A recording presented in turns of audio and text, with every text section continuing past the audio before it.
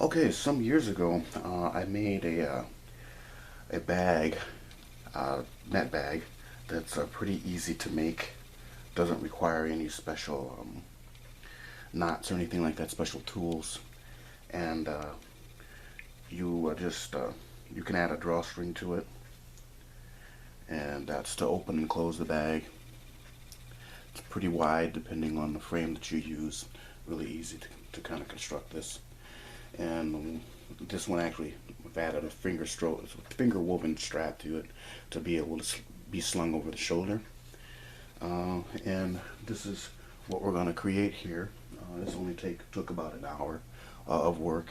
I added some embellishments. It took a little longer than that because I added beads. This is intended to be a gift. Again, to finish it off, it's got a little tassel at the end that serves both decoratively and also to close the bottom of the bag. And I've added willow branch handles to kind of hold it, to be able to, carry it around easier than just with the drawstring, as opposed to like finger weaving a strap. You could put straps on here to make a backpack or whatever you want, how you want to attach it to your body. So we're gonna I'm gonna walk through how to make this real quick and easy. Net bag. It can be a laundry bag or just a beach bag and carry all. Grocery bag. So we'll create this. Okay, in order to make this style of net bag, I just took a hanger and with a pair of those pliers that have the wire snips on them, just reshaped the hanger to more of a hoop with a little bit of a handle here, and we're going to use this as our frame. Bushcrafting, you could do this with a flexible stick, same sort of concept, but I'm just going to use a hanger for this project here. And then what we don't want to do is we don't want to lash on our weavers to the rim. So we're going to actually incorporate a drawstring on here. And the drawstring that I have here, and this is approximately like 26 to 28 inches in diameter. So all the way around. And so I'm going to take a piece of cordage. That's approximately like 40 inches in diameter. And I'm going to affix it here like so. I can kind of slide this underneath here, kind of cinch that in there like that.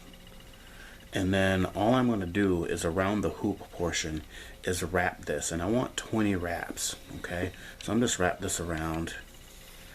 That's 1, 2, 3, so on and so forth. 4, 5. I'm just gonna wrap this around so I have 20 wraps all the way around, at least for this circumference. It would be more if it was larger, less if it was smaller, or if it was larger and you did 20, your mesh would be wider. If it was smaller and it were 20, then your mesh would be smaller. So keep that ratio or that concept in mind. So for this demo, I'm doing 20. Okay, so I've wrapped this around about 20 times, and what I'm counting is I'm counting these nodes on the bottom. All right, so I'm counting these nodes that are connecting, that are dropping down on the wrap. This is where we're going to attach our weavers to, all the way around, and there's 20 of those for this project. Okay, so that's the concept. So I'm going to put this up to where I can stand or have access to this while it's freestanding. This is the reason why I wanted this handle here, so I can kind of wedge it someplace or have a weight to sit on it or hook it onto something while I go ahead and start my weavers.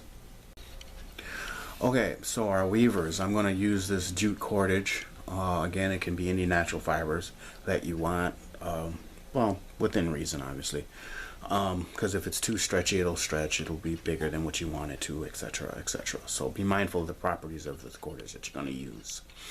And this is, I think, about 3 millimeter in diameter or thickness, jute store-bought cordage. I've got tons of it. It's readily available. Harvesting and processing and spinning your own cordage is a little bit time consuming. Just for this demo, this is what I'm going to choose to use. I could do this out of dogbane, nettle, basswood bark, any milkweed, any sort of natural fibers that are out there.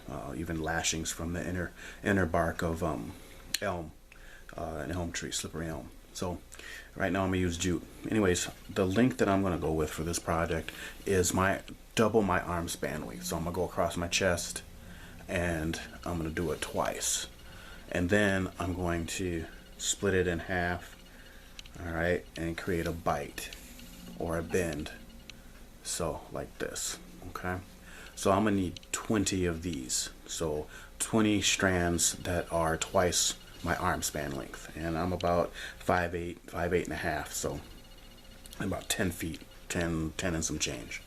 So all right, so I've rigged up my hoop with my cordage wrapped around the hoop, which is going to basically make a drawstring, so when we're all said and done. But we don't, for this particular technique, which is the exact same technique for the hand net that I've made, and I will put a link below. It's the same technique, but what's different is we're not attaching it to the actual frame, which is the wire hanger. Alright, so what we have here, what I'm going to do is I want to take one of the loops that as this winds around, I want to take one of these that is hanging down, and I want to make a bail sling. And you can go in, you can go going from the inside out or outside in, doesn't matter. For consistency's sake, for this demo, I'm just going to go from the inside. And all it is you put your loop through, and then I want to put my cordage in. So you take your cordage and you bend it in half or create a bite, and you put a bail sling in it, and that will connect or contact onto the string. So there's about 20 of these. I've already pre-cut my cordage, and this is a process that, you know, you just kind of I don't know, when you got some time, you know, throughout your day, you can kind of take a break and come back to it and finish, you know, because in one sitting to do it can be a lot. And the more weavers you put in, we're going to call these weavers, the more weavers you put in, the finer the mesh and the more work. So it's just something to keep in mind while you're doing this. If you do too few of the weavers, then you're going to have a wider mesh, depending on what you're trying to store in your bag. My intention is to make this a gift. So basically, I'm just going to go all the way around, and I'm going to connect to these bottom coils. Okay, looks like we got somewhat of a circle shower curtain, small one, or something like that. Cool decoration nonetheless. Okay, anyways, we're gonna go a step further than just leaving it hang here like that. What we want to do now is we want to take the adjacent or the neighbor of a weaver here that is hanging down, and I want to create a weaver that's probably about that small, and I'm just eyeballing. Normally, for knotting a net, you'd have a gauge which is supposed to keep your mesh equidistant, more or less. But for here, we're just eyeballing it. So all we're going to do is just a simple overhand knot, and that's it. Real quick and dirty, real simple. If you watch the, if you're able to view the hand net video, then I've explained this. And this is basically what we're doing here. So we're taking the next one here, and I'm eyeballing this, and I kind of can throw this over my shoulder here. And this type of cordage likes to stick on its stuff because it's hairy, like Velcro, so you just have to fight with it and make an overhand knot, and that's it.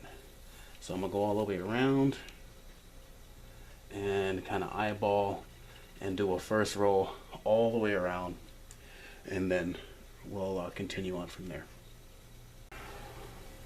Okay, so we've finished one row, our first row, and now I'm going to go down a little bit and do another row all the way around. And that's the process. It's just going to be making another row down, down, down, down, down until I get the depth or the length or the height that I want or need. And the reason why I have such long strands or weavers is because creating the knots is going to kind of compress or shorten the fiber, the weavers. So I want to make sure I have enough to be able to finish off elegantly. So I'm going to I'm going to start here. I'm going to do another one. Now here's a trick if you don't want to keep throwing the long weavers over your shoulder, is make a bird's beak, and I'm going clockwise around because I'm right-handed, and I'm just going to grab the end of it or the other strand, and then I can pull it through, and then you can kind of cinch up the weaver that the height that you want. Okay, so that was wrong, but that was just the idea to show you I actually did that on the same weaver, and I don't want to do that. I don't want to do that. So let me do that properly. Okay, so they're neighbors now. So this knot and this knot here, I want to connect these two here. Okay, and so on and so forth. So I want to do my same trick with my bird's beak, and then I can position my knot however I want, like so. Okay, so that's my second one right here, and then adjust accordingly, go to the next neighbor, do the same thing with my bird's beak here, around counterclockwise, grab my cordage, pull it through. And sometimes the other strands want to get in on the action. You have to adjust accordingly.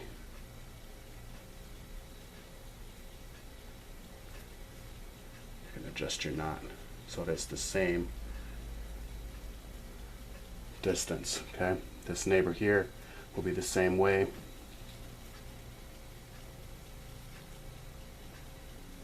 And then pull it through. Okay, and I'm just going to go all the way around for the second row like that. I'll be back to start the third, and then we'll be off to the races with finishing this off. So we've created our second row, and again, I envision this being a gift, hopefully, if I'm able to complete this successfully.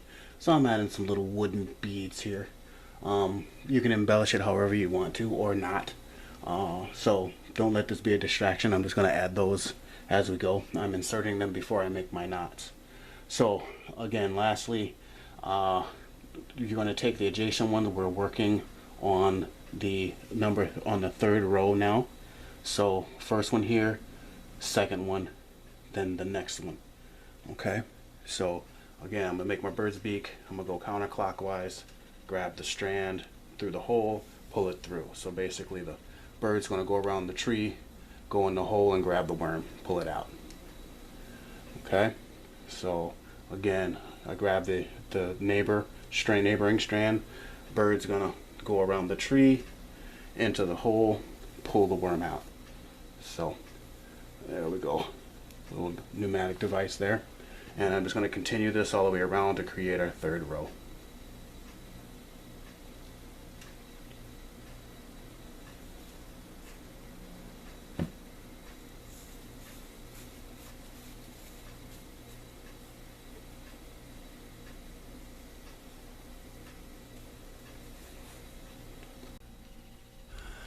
Okay, so I think this is as far as I'm going to go with this. I want to leave enough length of these tassels here to finish it off.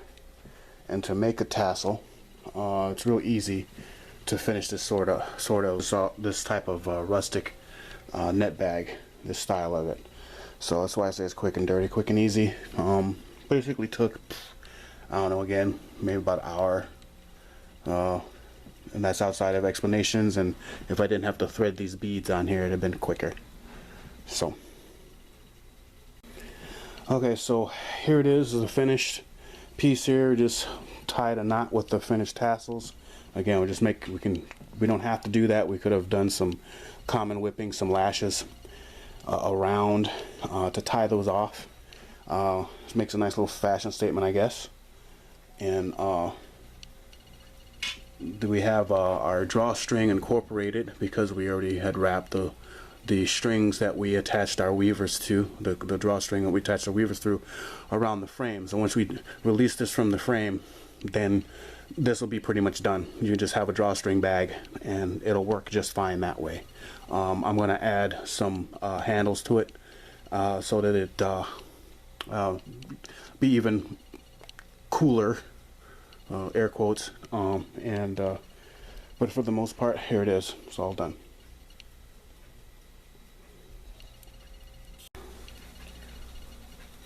Okay, so again, this is basically a hand net, similar to the other video that I did. And again, we could make this a robust frame and it would work, but that's not the purpose. But anyways, that's kind of how quick and dirty way you make a hand net. But we're making a quick net bag, so we're just going to release it from the frame here, and we just slide it off, easy peasy. Set that aside, and we basically have our bag, which kind of has a little drawstring, and it'll loosen up over time as you use it, but there it is. And then you'd have your drawstring and you just sling it over your back or whatever. So it's kind of a small little bag to put the knick-knack in, but it's big enough to put a lot of stuff in here. We got the little fashionable tassel there. Probably put some bells on it or something cutesy on there. And then, like I said, over time this will widen up a little bit, and then your drawstring doesn't have to be so not so tight. Okay. So, but we have knots at the end of our drawstring, so these should not come off. We can just widen it as we need to. And there we go. So nice little bag here. This will work. Real quick and dirty way to make a cool bag, a nice little gift if you've got a bunch of string around the house and somebody's birthday or something like that creeped up on you and you're like, oh my gosh, I don't have anything to get them, or you're low on funds.